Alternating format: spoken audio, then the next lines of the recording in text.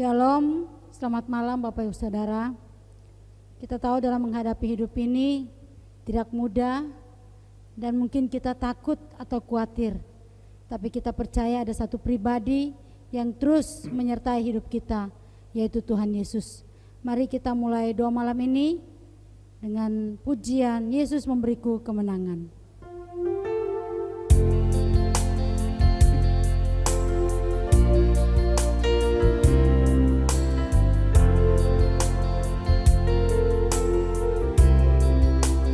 Tidak takut, sebab Kau besertaku. Ku tidak bimbang, sebab Engkau Allahku. Engkau meneguhkanku, bahkan menolongku. Kau batu karangku, Yesus Tuhan. Yesus memegangku, Yesus memegangku dengan tangan kananmu. Yesus memberiku kemenangan. Yesus memegangku dengan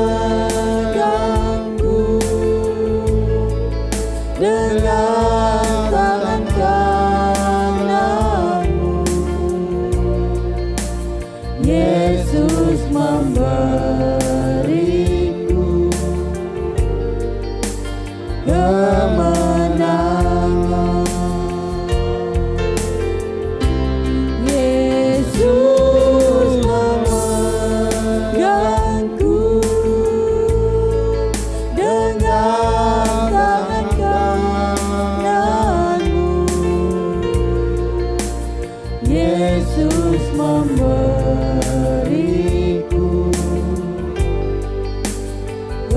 Yesus memegangku dengan tangan kananmu. Yesus memberiku kemenangan. Yesus memberiku kemenangan. Yesus memberiku kemenangan.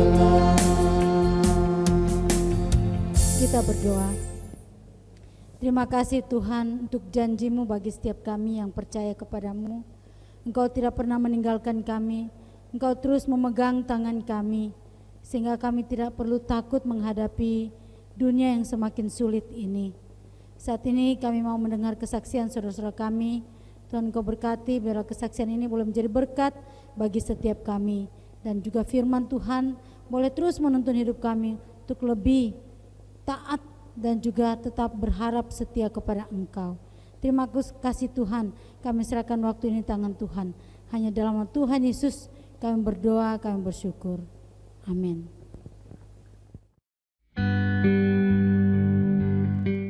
Shalom, terima kasih atas waktu yang diberikan kepada saya untuk memberikan kesaksian bagaimana kasih setia Tuhan di masa pandemi ini. Tuhan itu betul-betul Maha Kasih, Maha Pemurah, Maha Penyayang. Kenapa saya katakan seperti itu?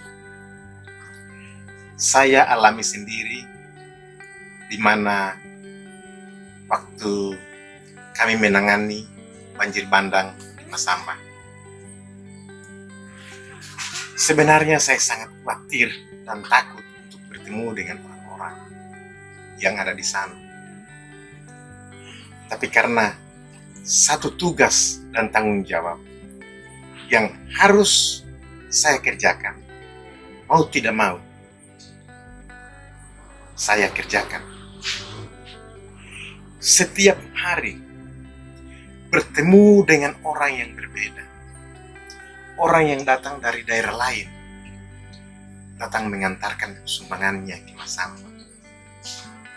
Belum tentu orang-orang itu sehat, belum tentu orang-orang itu tidak tertular dengan COVID. Bagaimana saya tidak akan takut?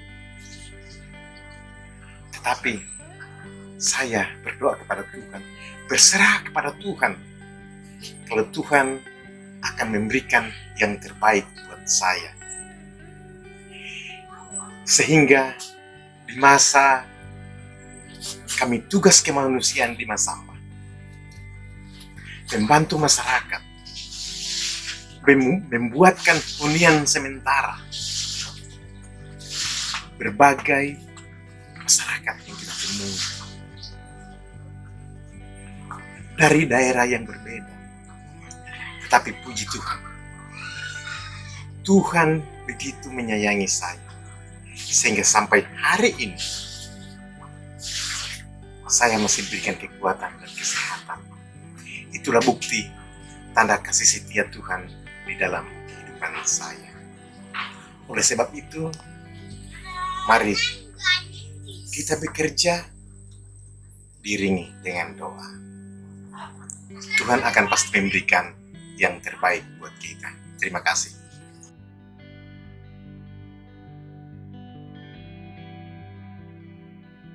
Shalom Bapak Ibu Saudara yang terkasih. Senang sekali rasanya saya boleh diberikan kesempatan lagi untuk menyampaikan kesaksian saya, bagaimana penyertaan Tuhan, bagaimana tuntunan Tuhan dalam kehidupan saya, khususnya di masa pandemi saat ini. Bapak Ibu, ketika saya memberanikan diri untuk mendaftar di STT Amanat Agung, saya benar-benar tidak mempersiapkan diri yang betul-betul menyerahkan diri saya. Dan pada saat itu saya berserah pada Tuhan. Saya mengatakan bahwa ya saya jalani aja dulu Tuhan, saya coba dulu Tuhan. Jikalau memang nanti kehendakmu berkata lain, anakmu mengucap syukur. Dan pada saat itu saya pribadi betul-betul mempersiapkan diri, tetapi tidak sepenuhnya. Karena kenapa? Ya karena saya pikir saya pasti tidak akan lulus di STT Amanat Agung. Dengan hati yang besar yang saya katakan bahwa saya tidak akan lulus. Tapi puji Tuhan, berkat doa dari orang tua tentunya, doa dari Bapak Ibu Saudara, saya boleh mengalami pembentukan di STT Amanat Agung. Dan itu adalah suatu kesempatan yang besar bagi saya untuk menggumuli panggilan saya, untuk semakin diperlengkapi di tempat ini untuk panggilan saya ke depannya. Pada saat itu, ketika tes sudah mau dimulai, saya ini merasa bahwa Tuhan, saya akan menjawabnya dengan hati yang setengah-setengah. Karena kenapa ya? Dalam diri saya mengatakan bahwa pasti saya tidak akan lulus. Seiring berjalannya waktu, saya mengikuti tes, berbagai macam tes. Tibalah waktunya saya akan menerima pengumuman. Dan pada saat itu, saya pun mengatakan bahwa Tuhan, apapun keputusanmu hari ini, kuatkan dan teguhkan hatiku. Dan pada saat itu, apa yang terjadi? Saya dengan hati yang takut, hati yang gelisah, akhirnya menerima pengumuman dari STT Amanat Agung. Dan puji Tuhan saya diterima. Tidak sampai saat itu Bapak Ibu. Ketika saya sudah diterima, pikiran-pikiran ini semakin banyak datang dalam kehidupan saya. Di mana saya akan pergi ke Jakarta dengan sendirinya. Dan pengalaman pertama saya meninggalkan kota kelahiran saya. Dan ini adalah suatu kesempatan yang besar buat saya. Begitu banyak pikiran-pikiran yang kacau. Apakah saya bisa? Apakah saya bisa? Tetapi seiring berjalannya waktu, Tuhan menuntun saya sehingga saya tiba di tempat ini. Dan Tuhan menuntun saya dari masa isolasi sampai saat ini. Betul-betul Tuhan bekerja dengan luar biasa dalam kehidupan saya, Bapak Ibu. Tuhan menuntun langkah saya. Tuhan menuntun kehidupan saya di tempat ini. Awal saya masuk di tempat ini, saya mengatakan, Tuhan, apakah saya bisa? Tuhan, apakah saya sanggup? Dan memang perjalanan saya masih panjang, Bapak Ibu. Tetapi saya percaya bahwa Tuhan yang memanggil saya dan Tuhan yang akan memampukan saya. Dan saya percaya juga, ketika saya bersandar penuh kepada Tuhan, Tuhan akan memberikan kemenangan kepada saya. Dan ini adalah sukacita yang terbesar dalam kehidupan saya, di mana Tuhan memanggil saya, mengutus saya untuk mengalami suatu pembentukan yang luar biasa ini. Dan puji Tuhan Bapak Ibu, di tempat ini saya mengalami begitu banyak perubahan.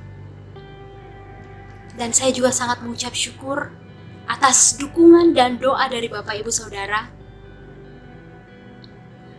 Saya boleh mengalami pembentukan di tempat ini. Shalom saudara-saudara, menyimak kesaksian Pak Tolede dan Saudari Ratu malam ini, saya teringat kitab Esther. Khususnya teringat pesan Mordekai kepada Esther, keponakannya yang sudah menjadi istri raja itu. Pada waktu itu raja sudah mengeluarkan perintah untuk membinasakan semua orang Yahudi di seluruh wilayah jajahannya.